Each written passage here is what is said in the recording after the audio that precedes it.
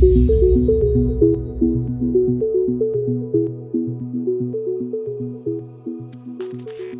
thank you so very much for joining us on the CICA's Difference Makers Economic and Anti-corruption Summit. It is very, very exciting for us to be having this conversation with you and for you to actually make the time for us to be able to hear from you. But Parmi, just getting into some of the conversations we're going to have, generally, when we look at accountants and auditors, in the media, we've seen accountants and auditors being painted as the culprits, those that have let corruption go unreported or unnoticed because they come through and they are misunderstood to be the ones that are to be checking the books. Yet, we believe it's slightly broader than that. And we've heard you so many times talking about the guardians of governance. And I'm going to get into that just now, Parmi. Parmi, you're the CEO of the Institute of Directors in South Africa. What's the role of the IoDSA? So thank you for the introduction, Robert, and thank you for the invitation to say a few words today. I think just firstly setting the scene of the IoD, we're a voluntary professional body for directors, and I think that word voluntary is important.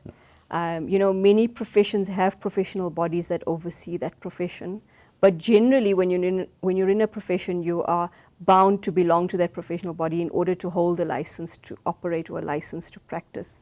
Whereas with directorship, because we're voluntary, whilst we have membership and we have 2 director designations, there's no legal requirement for anyone to belong to the IoD or to hold a director designation in order to practice as a director, which I think is one of the flaws in the system, because we're having people who are not necessarily vetted or keeping up to date with CPD or being bound by a code of conduct, etc., then serving and not being able to be held accountable by us, a professional body. In terms of what we try to do, we aim to influence, develop and advance corporate governance and directorship by pursuing ethical and effective leadership in South Africa.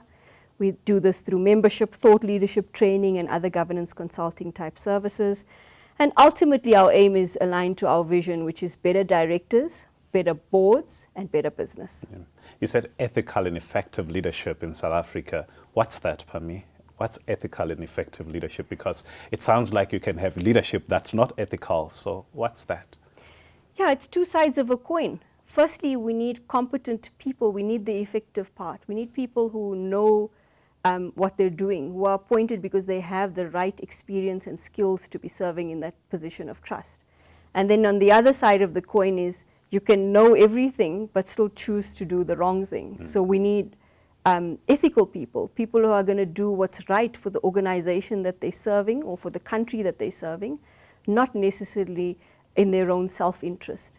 And if we have the 2 sides, appointing people who are both ethical and effective at the same time, that's the magic formula, I believe. Okay, thank you so very much, Parmi. Maybe going back to the comment I made earlier, Parmi, around the statement you've often made around what you've called the guardians of governance.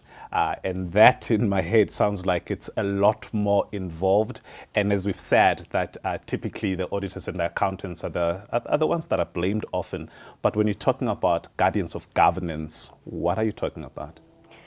So I think it's any member of the entire governance ecosystem, and that ranges from executive management to risk management, your chief risk officer, your risk department, your compliance officers, your company secretary, your internal audit division, then your external audit, which is the ones who are often taking the flak as a former external auditor myself. I understand the limitations of an external audit, what it can and cannot pick up. Then your board members and board committee members who are essentially taking the assurance from all these assurance providers and you know, doing their own checks and balances, asking questions, figuring out if things are making sense. And then even shareholders, which I think is often not realized that shareholders also play their part. Shareholders, you know, buy shares in an organization, appoint directors to then oversee that organization. But it's such a critical responsibility, this appointment of directors, and I don't know how seriously it's taken.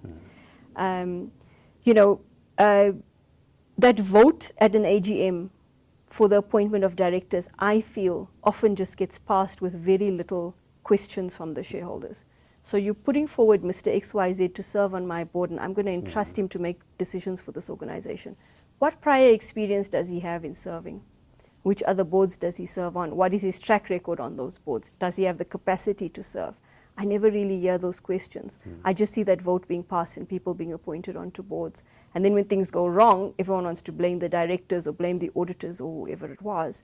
But the shareholders are the ones appointing those people and therefore can hold them to account as well. So it's almost going back to the point you've made that you need to be appointing leaders that are also ethical and effective.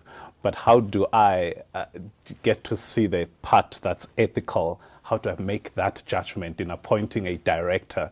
How do I look at that aspect around ethical leadership? You know, it's never going to be foolproof. You certainly need to be doing due diligences before people are appointed. And when you're doing a due diligence, you're looking at their, as I've said before, skills, experience, track record, all those things. And certainly you're going to be looking at their track record of their behavior. You're going to be doing Google searches and seeing what's out there on them. Having said that, you're not necessarily going to pick up every unethical person. You know, someone once asked me and said, you know, XYZ person has come to the IoD training and then they behaved like this. And I said to them, listen, no training, not even a Harvard MBA, is going to have stopped that person from behaving badly because that's what they chose to do at that point in time. So sometimes it's hard to pick up at the start. But then, once it is picked up, there needs to be then real consequences.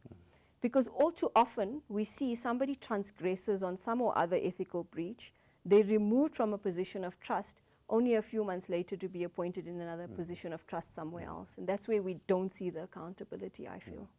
Parmi, going back to the point you raised around the IoD being a voluntary member organization, and I bring that to what we've been seeing in South Africa. We've had a number of commissions, and most recently, we've had the Zondo Commission, and there's possibly a possibility that there could be some of your members that are implicated. How do you hold such members to account? So like most professional bodies, the IoD has a member code of conduct which sets out the behavior that we expect of our members, and then also disciplinary regulations which sets out the procedure we'll follow if members transgress that code of conduct. But as you've mentioned, being a voluntary body and the fact that people don't necessarily need our membership or our designation in order to serve, sometimes means that when they see things are hotting up and they're close to losing their membership or their designation, they simply resign and walk away. Interestingly enough, you know, I often do a search, and let's talk about Zondo report. You can talk about the SIU report on PPE fraud. You can look at the directors that the JSE has censored recently. You can look at the directors from Tonga Hewlett or these corporate scandals who've been arrested. None of them were members of the institute at that point in time. So there's very little that we as a professional body can do to those specific individuals, apart from speaking out wherever we can around you know, the need for ethical behavior and calling out unethical behavior. So certainly there are some members of ours who are implicated in the Zondo report. We've laid some charges, and those are in the process, going through our disciplinary process. But as you know, a disciplinary process also takes time. Yeah. You know, the public out there often say, want you to act immediately and remove people. But at the end of the day, us as a professional body, we're also bound by the provisions of natural justice, which means we need to give the member the opportunity to air their side, and we need to consider both sides before making a finding, and that's generally done by independent disciplinary panels. Okay. And other than just the example we've used, Parmi, around the Zondo Commission, do members of society also have the opportunity to come directly to you and say some of your members, some of the directors we're seeing are not leaders that are ethical and effective, and therefore come through to you in order to ensure that accountability is also addressed? Absolutely. So any one of our members, or even non-members for that matter, from general public, can lay complaints against members of ours.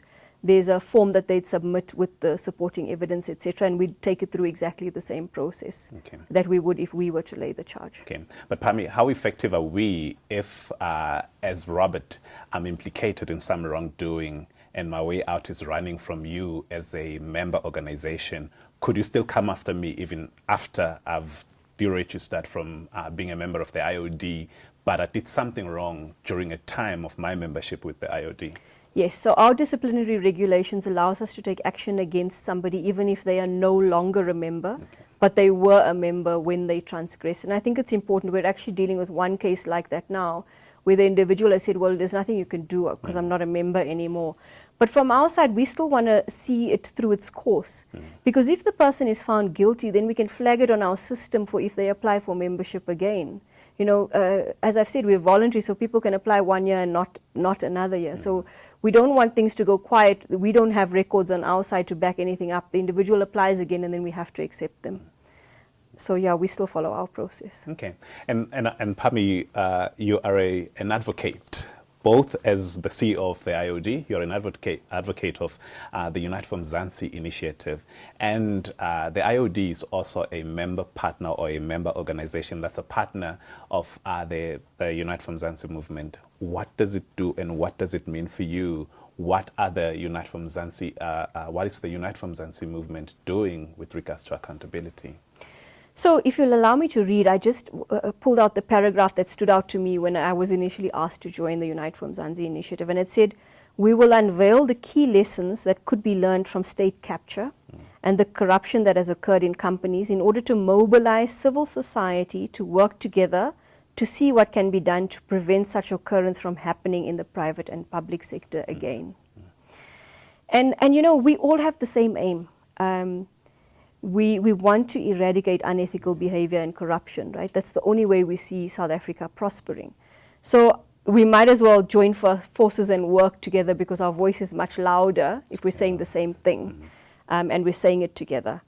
For me, corruption is a massive impediment to good corporate governance or ethical and effective leadership. You know, and directors play a key role in the governance ecosystem, as I've said earlier.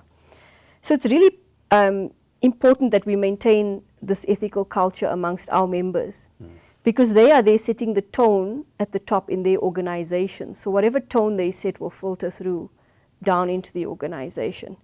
So we're very happy to have joined forces. I think we can make a much greater impact with others and move our country forward on this positive trajectory. Absolutely. And Parmi, you mentioned earlier on, and I just want to close with these words, you mentioned that if you look at the governance ecosystem, we have quite a number of levels of governance that are involved. We have quite a number of others that are involved other than just the auditors and accountants.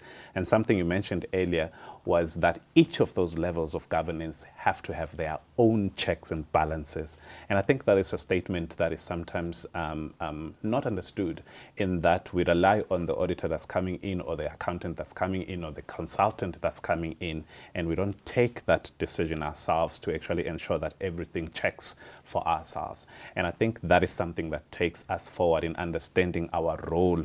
But do you believe we have a chance as South Africa at moving forward without these issues that we're seeing, Parmi?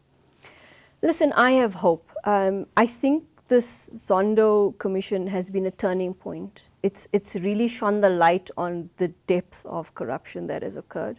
And I think the only way to change that and move forward is if we all really see that and accept that that did happen. You know, you talked about the various layers of governance role players. We need every single piece of that puzzle to be working. That's why we're so passionate about professionalizing each level as well. You know, when you belong to a profession, it means your skills have been vetted. It means you're required to keep up to date. It means there's certain behavior that you need to follow, or you may be removed from that profession. And it's so important that every level is professionalized so that we can move forward. I do have hope. I think if enough of us are saying the same thing and wanting the same thing and doing the same thing, things can turn around.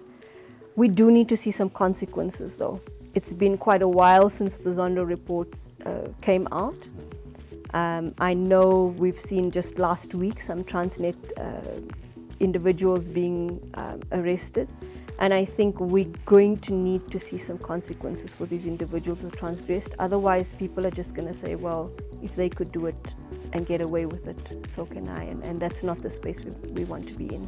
Absolutely. Parmi, thank you so very much for the time you've shared with us and for the lessons that we're taking, and I hope a number of our delegates that are also going to be listening to this are taking some notes as well. Thank you so very much. Thank you for having me. Thank you.